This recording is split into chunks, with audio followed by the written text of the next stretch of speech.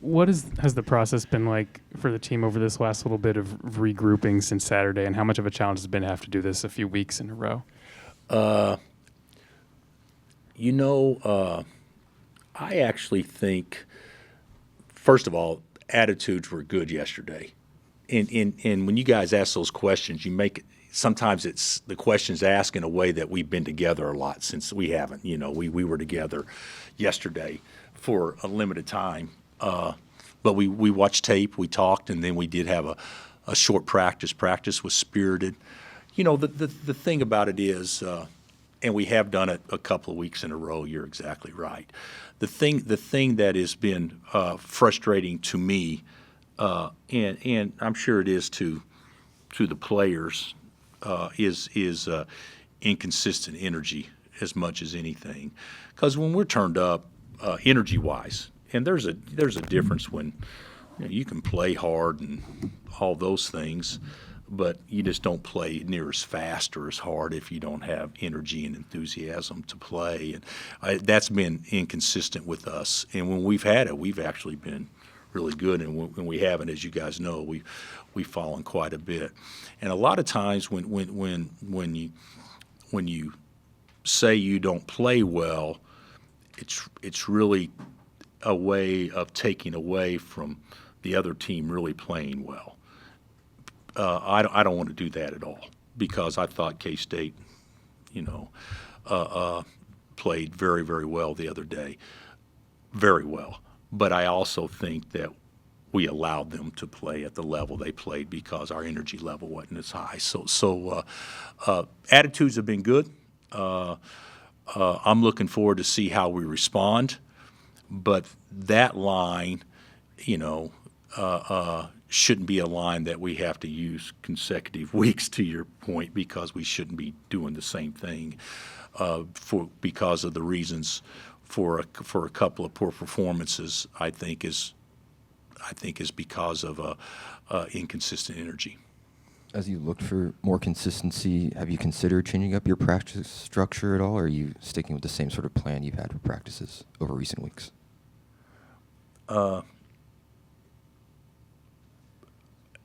Have I looked at it? Yes.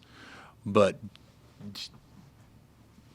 the hour and 15-minute practices you have in February, I don't think is a true indication on what your energy level will be like in a game, regardless of how you practice or how much time you spend on shooting or how much time you spend on a drill or how much time you go up and down in practice, needs to be done with energy regardless of the actual routine. I think your question is a good one, but I also think that if you have to change up practice to get energy, seriously, that's not the formula on the foundation of what you should be. So can you tweak some things? Absolutely, but can you re-emphasize? Well, we're going to spend a different time, or we're going to put shooting at the end of practice as opposed to the beginning. To me, those are Band-Aids and not the root of real problems. Bill, there's always been a certain level of parity in the conference, but now that with the portal and everyone can bring in some guys with some money, is there less distance between the top and the bottom in college basketball? Absolutely. And the reason is, Dave, in the past, certain programs may get three guys that are all rated in the top 15 in America on one roster. Now you couldn't afford to get three guys like that, so they're going different places. So I'd say there's more parity, and I would say there's a bigger chance for what is perceived to be an upset in today's game than what is actually an upset. Just because of everybody's going to have guys that are good enough to pay, and you don't pay guys unless you think they're good enough to beat teams. that also has real guys. So yeah, I'd say there's more parity. And kind of connected to that, CU had Houston on the ropes. It was in They have Boulder. everybody on the ropes all the time. Yeah. Yeah. Can you talk about their personnel? Well, I think their personnel is good, but Tad and their program, they lost a lot of guys from last year. I mean, and last year's team, obviously was very good and went to the tournament, but they lost a lot of guys off that team. Their personnel, guys, is good enough to beat UConn. Okay, but it hasn't been what it needed to be to close out close games in our league. So you look at the Houston game. What was it? A 2-point game with 3 minutes left, 4 minutes left, or whatever. That's a 1 or 2 possession game that turned out to be more than that. But if you look at a lot of their games in league play, there's been several games like that they were right there to win it and just didn't get it done for whatever reason. Looking at the starting lineup you went with this past week with Rylan and KJ, what did you think of that unit as a whole over the 2 games? Well, against Iowa State, I thought everybody was great. So I thought it was fine. Against K-State, I didn't think anything was great. So it's kind of unfair to say, well, what's the starting lineup with certain guys in the game if Juan's really not a starter that particular game? So I don't really think that's a fair assessment to make because we didn't have, our starters in there enough to really evaluate what the starters were against K-State. And we didn't see Rakis there in Manhattan. How's he doing? He got the flu after he had this concussion. So whether or not he'll be available tomorrow night remains to be seen. But yeah, the poor kid just came back and was back in practice 1, maybe day and a half, 2 days, and then he got the flu. And then Zach, is he any closer to being back in I practice? think Zach's closer to being able to practice some. I don't think he's close to being able to play in a game yet. And he hasn't been cleared. He's been cleared to do some things in practice, but he's not at the point where he can go, every day. So. Coach, teams that tend to play well in February and early March tend to play well in the tournament. What's the biggest key to get hot right now with this team, would you say? I think that's probably the best question yet. And the answer's the same. I'd say a consistent energy. When you look at us, and I'm not going to make excuses for us, because we've shown that we can play at a higher level. Have you ever thought about when it could be your employer, it could be a coach, whatever, when somebody tells you to do something harder or faster or tougher, and you actually raise it a level? Is that a positive thing that you raised it a level? Or does it really show your employer or your coach that you really weren't trying to begin with? That's what I think we got to get is consistent energy effort. And it doesn't mean you're not trying, but that all starts way before practice starts. That's all those things. Because if a guy shows you that they can run, we call it 22 down and back twice in 17 seconds, and all the other times after 17, he runs it in 17, he runs it in 22. Doesn't that tell you that maybe he wasn't trying quite as hard in the ones in 22 as he did in the 17s? So he spoils you by telling you what his bar is. And now it's up to you to hold him to that bar. Well, haven't we done that with our team? Didn't we beat Duke? Didn't we, without KJ, basically do everything but win the game against Houston? Didn't we hold Iowa State to 52 points? So that to me is the bar. Anything less than that is not. But obviously, are you going to play that well all the time? No. But you should play at what gave you the best chance to play at that level that particular day in and day out. And I think if you look at us, I think it's just consistent energy as much as anything else. So to your point, can we get hot? Absolutely. Can we play our best moving forward? Absolutely. But we need to develop some habits before we actually get there. How close do you think you are to that? I mean, does it feel far away, or does it feel like it's just a couple of turns? I actually thought last Monday, I thought we were really close.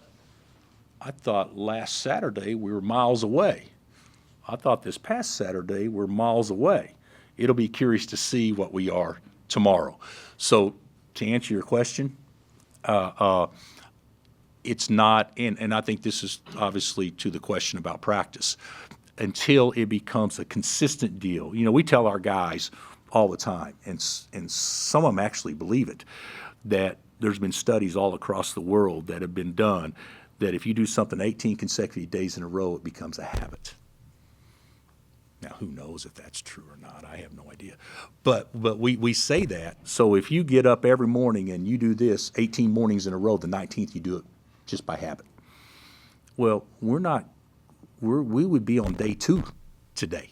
So we still got a ways to go for it to become habitual. But can it be done? Absolutely. But you know, it needs to be. It should have been done before now. But certainly we got to get it done starting right now. Your example of the 22s too, and other things like that. So much of that, and I'm sure so much of what you want is got to come from the guys, got to come from the players themselves, right? But are there things that you can do, little things, or your staff can do, little things that help dial toward consistency throughout a game, throughout a week, throughout a day? I mean, how hard is that to pinpoint? Yeah, I would say there's got to be some things that we can do. I watched something the other day. You know, when you have great teams,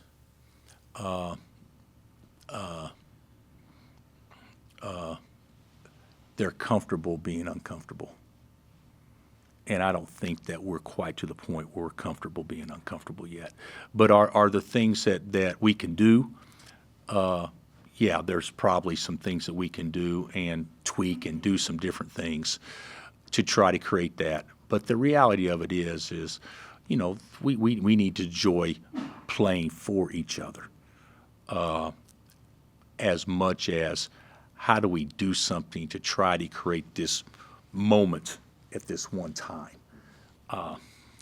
You know, to me, yeah, so you do those things, and yeah, it may create a moment for that one time, but what happens when that you don't do something at another time? Does that automatically mean that you go back to where it was? I think a lot of that's just from within, playing for each other and just having a general idea of this is who we are, this is how we play, this is how we compete, and we like doing it. And we like doing it with each other. And I think that's been inconsistent. But can we do things differently? Yeah, we can, and I'm sure there's things that we can do differently. But, you know, changing up how we handle a pregame meal or video that we show them and things like that, that may create something in the short term. But is that really a foundation that really makes a huge difference? I don't know that it is. What does the tape show on wasted possessions? I don't think your turnover count's been too high, but what does it show in the losses on wasted possessions? Gary, you score 71, 73, whatever it was, on the road in back-to-back games. There are always going to be some wasted possessions. That's enough points on the road. You got to be able to stop people. Now, at least for this particular team, it may not be enough points for some teams that play a lot faster and shoot a lot more threes or whatever. But for this particular team, we got to have the mindset, guys, if we get to 70, then that's enough, and we got to be able to stop folks. And that obviously, to me, there's been more wasted possessions defensively than there has been offensively. The leading scorer and rebounder in KU history will be on the visitors' bench. How strange will that be, and what are your opinions of the greatness of Danny? We could go a little bit further. The leading scorer and rebounder and the second best player to ever play here will be on the other bench. And I'm not talking about Tad Boyle, even though Tad will be here too.